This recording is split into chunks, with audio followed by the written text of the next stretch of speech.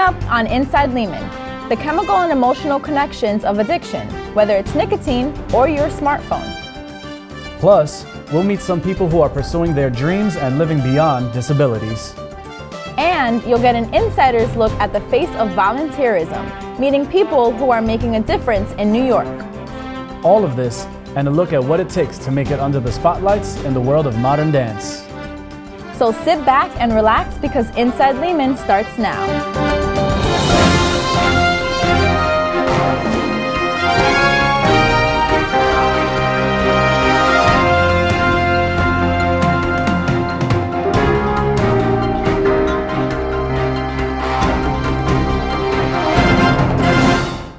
Hello and welcome to Inside LEHMAN. I'm Janitz Medina. And I'm Miguel Gallardo.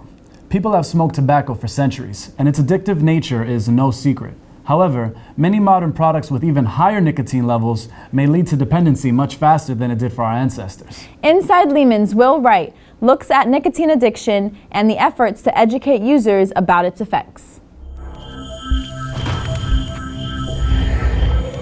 In the modern world that is vastly educated about the deadly effects of tobacco addiction, approximately 22% of Americans still continue to smoke cigarettes. In 2014, the Association of Science Technology Centers published research in its Dimensions magazine indicating that every year more than half of adult smokers and tobacco users attempt to quit. Professor Irene Robinson of the School of Nursing at Lehman College has experience treating addiction. We asked her to define what addiction actually is.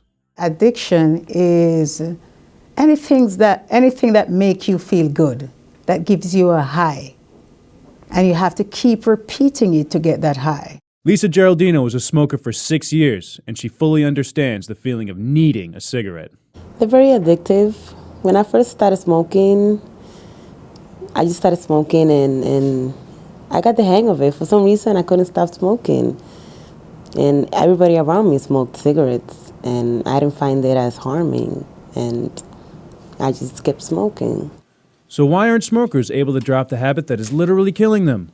Dr. David Albert, director at the Department of Community Health at Columbia University's College of Dental Medicine, believes the answer lies within the profoundly addicting properties of nicotine. Nicotine is probably the most addictive substance that we know of. It is even more addictive than heroin, which is hard to believe, but it is incredibly addictive. Flavors such as menthol, herbal, or even fruit flavors are marketed in specific areas based on demographic trends. Tobacco products also contain hundreds of chemicals and are even engineered to produce calculated results. Why would they add things to tobacco leaf? To potentiate the addiction, flavorings, things to enhance your experience with it, the smell of the smoke.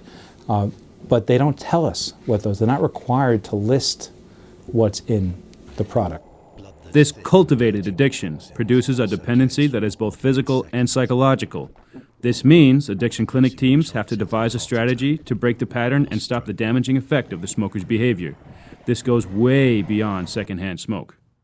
If they're missing a cigarette and they don't have the money to buy it, there's a low. When you need it, you get angry, they're agitated. So the family members, that will reflect on the family members' dynamic, how they interact with each other. I know a couple of people that has lung cancer, and one of them had passed away. Sorry. And that really, it hurt me, because then I don't want to die of cigarettes. Electronic cigarettes, or e-cigarettes, are becoming more and more popular within the smoking community. Users tend to view e-cigarettes as safer than tobacco products and may rationalize that e-cigarettes are more socially acceptable. Not only did I feel better about myself, I felt the freedom to have a cigarette without the guilt. The FDA is examining the feasibility of regulating these devices. A ban of TV ads for actual cigarettes has been in effect since January of 1971, but ads for electronic cigarettes began appearing when the products first hit the market. So do users think that avoiding their traditional burning of a cigarette means their new habit is actually healthy? It is nicotine. The question we have is what other ingredients are in the e-cigarette? Typically, it's propylene glycol. So you hear people say, oh, it's just water vapor. It's not water vapor. It's antifreeze. Okay? That's what's making that smoky look when it vaporizes. In the meantime, Dr. Albert says he'll continue working on public education campaigns. With so many nicotine-based products sold around the world that involve smoking, chewing, and as the new expression goes, vaping, people may still not really know the potential consequences of their actions. Some states have banned the use of electronic cigarettes in the same places that cigarette use is forbidden. But the laws are not without loopholes. So do electronic cigarettes have a place in our electronic age, or are they just another drug delivery system? Determining this will be one of the many legal battles ahead. I'm Will Wright, Inside Lehman. We have all seen situations in which internet service is interrupted and suddenly a buzz fills the room. People who are used to a 24/7 global connection may suddenly feel lost. Inside Lehman's Isa Maris Rivera looks at the growing discussion about cell phones and online addiction. Do you get agitated when your cell phone is not in sight? Do you get nervous when your cell phone's battery is almost exhausted? Do you spend more time than you should on your cell phone? These are some of the questions asked in the recently published Manolis-Roberts Cell Phone Addiction Scale. But can cell phones really be addictive, or is the need to be connected the new normal? This is already something that's being studied, internet addiction, and it's something that's being considered for the next edition of the DSM, the Diagnostic Manual for Mental Disorders. So it's clearly out there. Studies have shown that our brains release chemicals such as dopamine, oxytocin, and serotonin when we are interacting with our devices. These neurotransmitters send signals from the brain cells, causing us to feel rewarded by the activity. I think it's entirely possible that cell phone use and internet use can cause release of chemicals in the brain. The reward pathways in particular are sort of set up that when something pleases us, we feel this sort of positive reinforcement that makes us feel good. Now I have to get 200 likes. If I don't, I unfollow people, or I like people's pictures, or I'll get myself looking better. It makes me feel more confident about myself and the things that my interests are the same that other people like too. So I feel good. It feels good. Some find that being online for nearly immediate receipt of email and text messages is a necessity for survival in the business world. But what is it about the social and entertainment aspect of this technology that keeps us coming back for more? Part of the business model that is not discussed, certainly in terms of social media, is built on this notion of an addictive impulse, right? In terms of having to perpetually and constantly be connected. Research on cell phone and internet addiction is still relatively new. But for a growing number of people, the thought of being without their device is enough to cause severe stress. Me personally, I can't live without my phone. My phone dies and I'm like crazy. So the feeling to not have a phone, it just wouldn't feel right, like sit right with me. Whenever my phone dies and I can't get in contact with nobody, I feel a little bit lost.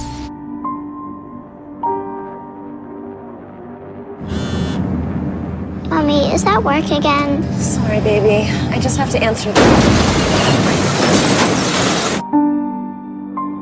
AT&T reminds you, it can wait.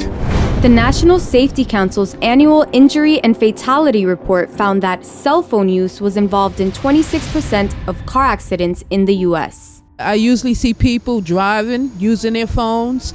Sometimes they're so much on the phones that they can't cross the street. Cars almost hit them because they're not paying attention. Like talking on the phone while driving. That's what I'm against too, because it caused so many accidents. Recent research suggests that as of 2014, 74% of adults in the U.S. have social media accounts, and another 63% use their phones to go online. I think that social media are platforms that are part of the new normal. It's normal for us in society to have accounts in various social media platforms and social media outlets. Although cell phone and internet overuse is not yet considered an addiction in the United States, it is in countries such as China and South Korea, where use of devices is more prevalent. No, I don't know though. I'm scared. I mean, but you're so life is passing by so fast. Say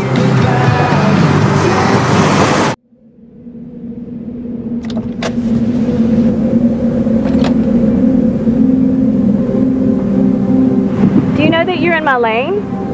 No, not at all. Are you not paying attention? Are you texting? I was just checking in with my mom. I was telling her that I thought we'd be home by 6. It's okay. There's enough time. Just pay attention. I'm not even halfway through my text. There's no way. I'm not even going to look up. My babies are in the car. You have to pay attention. It's just supposed to be a quick text. I'm so sorry.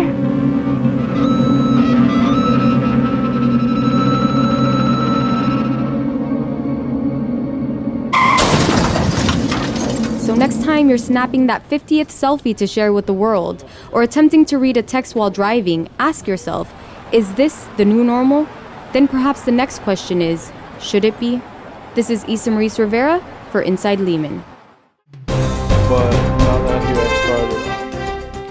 Still ahead on Inside Lehman, what does it take to live beyond one's disabilities? We introduce you to some people who don't let challenges keep them from pursuing their dreams.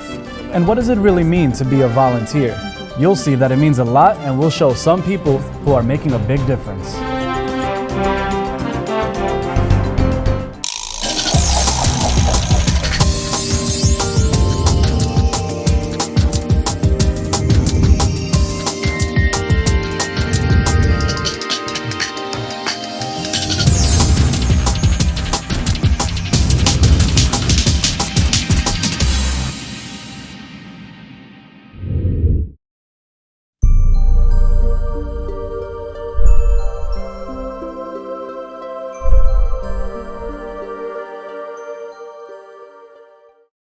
Welcome back to Inside Lehman. I'm Miguel Gallardo. And I'm Janitza Medina.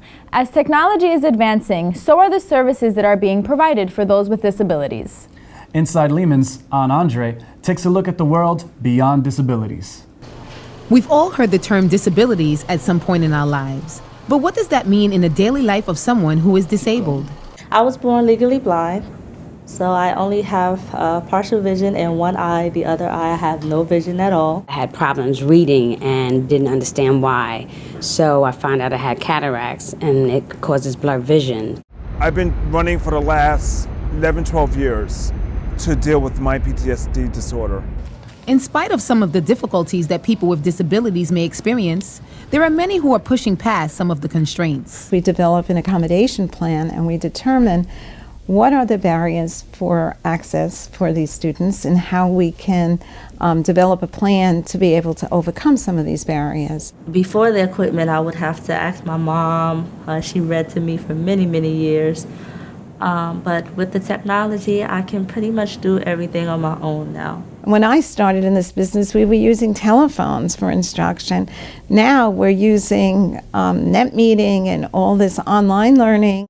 With so many resources available to assist these students in their academic endeavors, the sky is the limit when it comes to how they utilize these services. I wanted to create programs for people with disabilities, but now that I started, I do that as a hobby, and what I really want is I want to work as in a security firm with protecting the network and all that. So they don't have the hand movement perhaps to control the screen, so they use dragging, naturally speaking, where they control their computer by saying commands. Wake up. And repeat this until I complete the page. Lehman College professor Julie Mabey developed a curriculum for a minor in disability studies so that people could learn more about disabilities. The main thing to know is to talk about and think about what we do as a society to make the lives of people with disabilities more difficult. Most jobs that are available are based on what you can see or how fast can you get something done. Lauren McCarthy and student Scott Davis do their part by providing services to students with disabilities. I support students through my decision to be a note taker, which is something I very much enjoy and feel proud of. When I heard about the Office of Student Disabilities and the fact that I could be able to support them and help them with their own challenges, that was something that sort of resonated to me, and that was something that I felt was deeply important because I think we need to be comfortable addressing these issues. I think we need to be able to say, this is a topic and there's a challenge and we need people to step up to it. We really work to get students with disabilities out into the workforce once they graduate. The way we do that, we provide a number of resources, such as job development skills. I work with students on resumes, cover letter, writing. I have interview workshops that take place. One of the important topics in higher education law right now is the enforcement of the Rehabilitation Acts of 1973, Section 504, which prohibits discrimination against individuals based on disability. There is also Section 508, a law that was enacted to eliminate the barriers between information technology and those with disabilities. These laws promote the development of newer technologies to help achieve these goals. When we started off years ago, it would take 6 months for a student to train on Drag and Dictate, which is a voice recognition program that students who are not able to write for themselves are now able to use. And it takes now only 20 minutes to train this program. This is why assistive technology is so important. It's ensuring that these students have access to all types of programs so they can all use it in an equal way. I appreciate the fact that we can do these things and that we can make a difference in the lives of students, that we can help to show the world that people who we think of as having disabilities aren't liabilities. They're humans. They're just like all of us. And there's no excuse not to include them. Besides the use of technology, there are natural resources and alternatives that are available for those coping with a disability. I recommend people who suffer some kind of mental disorder that are able to run should try it. Or some kind of physical fitness that push your body to the limits where you can have natural endorphins that come in. Horses are uniquely effective for people with disabilities. When we sit on a horse and the horse is moving, we're doing what you do if you were walking. With so many new opportunities available, people with disabilities are finding even more paths to achieving their goals. Anne Andre, Inside Lehman. While the idea of working for a living is a reality for so many people, there are those whose work goes beyond earning a check. Some, in fact, are volunteers who pitch in just to do the right thing. Inside Lehman's Min Young Son explores the world of volunteerism. This is part of the daily life of senior volunteer Lois Halber. She begins with preparing food, but it is not for herself or her family. She's making meals for her clients who need to satisfy their hunger. When you have a full belly, you are content. I am content that they are content. What more can I ask for? It has been a year since Halber began volunteering at Masbia, a non-profit soup kitchen in Brooklyn. The payoff for Halber's hard work is not money, but it is the heartfelt gratitude she feels from her clients every day. Volunteering is something very special, and I don't know if it gives the clients more or it gives me more, but when I finish a night here, I sleep very well. Volunteering is selfish, you know what I mean? Like, it's like you give your time, but also ultimately you're getting something back from it. The power of volunteerism is reaching out beyond just delivering materials and services. The people who receive services feel good about the humanity of the volunteers, and volunteers know that they are making a difference in many lives. It's a sharing idea. It's like, oh, I have something the other person doesn't. Sharing just makes everybody better, makes you better, makes the person next to you better. More than 2,500 clients appreciate the healthy meals each week and all of the effort that goes into delivering that plate to the table. Alexander Rappaport was almost in tears when one of his workers met a former client who was driving a cab in Arizona. The man told the story of overcoming a drug dependency and starting over, saying Masbia treated him with respect and gave him good food. Before I started this, I was just a simple individual living with my family. Now I have over 25,000 new friends, which are people who donated, entrusted me with their money, or came and donated volunteer hours. Volunteerism is not only involved in fulfilling basic requirements of living, such as food or shelter. It also helps people find their places in the professional world. On the east side of Manhattan, Dress for Success is one of the examples. The mission or vision of Dress for Success is to empower women, to give women that have been denied access to mainstream a chance to join it. It starts with the suiting, but actually the most important part is what we call the continuum of services. And basically what that means is we follow a woman's journey through her seeking employment, gaining employment, and learning to keep that job. Long-term volunteers at Dress for Success find great happiness watching their clients gain confidence so that they can go out and succeed. My objective is to try to give them a smile so that when they're finished with the experience, they feel comfortable and they're smiling. Well, it's a great feeling because you really felt that, wow, I did my job.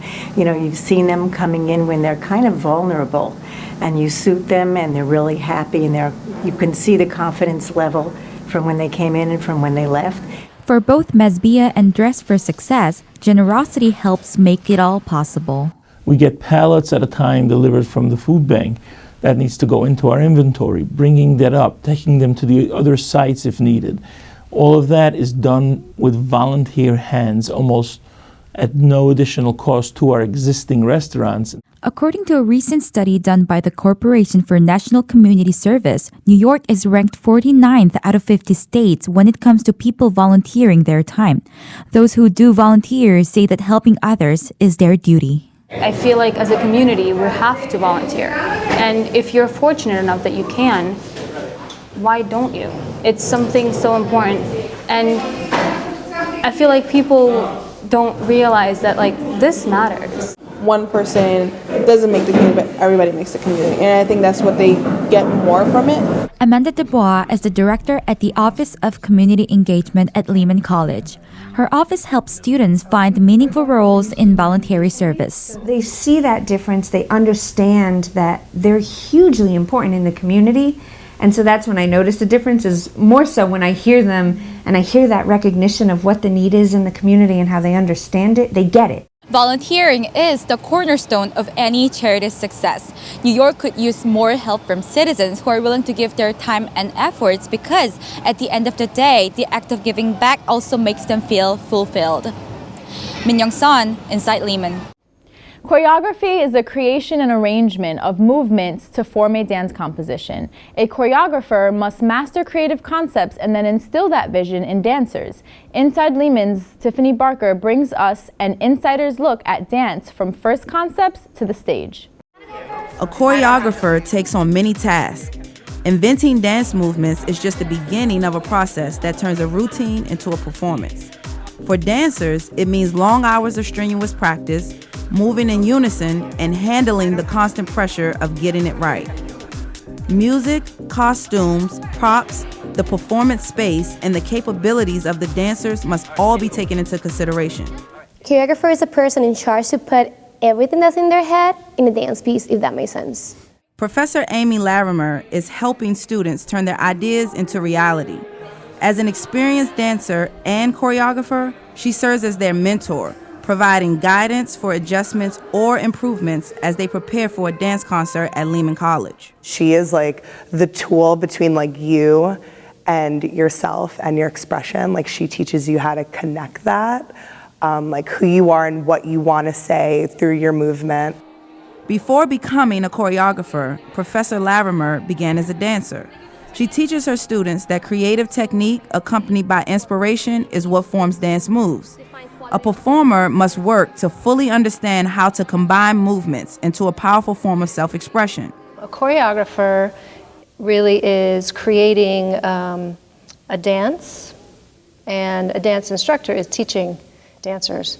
A lot of the same skills are involved. Whenever you teach a dance class, you choreograph your own exercises. But now, as a choreographer, I really see how important it is to really like follow the steps and to listen to the music and to see if the music has 8 counts, to see if the music has 4 counts, if the music has 3 counts. Since dance styles may be dramatically different, knowing how to execute the moves with strength and precision is always important. A successful choreographer understands where the impulse for a movement comes from and can then translate that when instructing dancers. I just love dancing around in my room and then showing other people what I have created. Hopefully in the future I get to do it a few more times and put on my own production with my own choreography. Dancers may be tempted to neglect physical training in the form of exercise, relying instead on regular and often strenuous dance sessions. That is why choreographers lead by example when it comes to staying in shape. Physical training prevents injury, improves performance, and increases oxygen flow. It's really demanding. It's completely demanding, and that's why not all choreographers will dance in their own pieces. For me, I can do backflips in my head, but I can't really even do a triple spin in real life. Some choreographers develop their routines in their head. Some map them out on paper, and others even use computer software. These performers started with collages that represent what they wanted to portray in their dance moves. My dance piece was inspired by the dance form burlesque. Just very sexy women dancing. For example, this picture here, what she's wearing is very classy and sexy, not trashy. And her arm, the way she has it is just very loose and flowy. So for example, in one of the movements, I have the girls moving their arms up very slowly. So this year, for the first time, we decided to have them make a visual proposal for their piece. So initially when they come in, they have some kind of idea of what they want to work on. And this time, instead of doing it in words, we decided to do it with images and some words, but something that was a little more abstract that would give them a little bit more freedom as they developed their piece. Many of these dancers chose the music that would orchestrate their movements, but some opted for performances that would be done in total silence.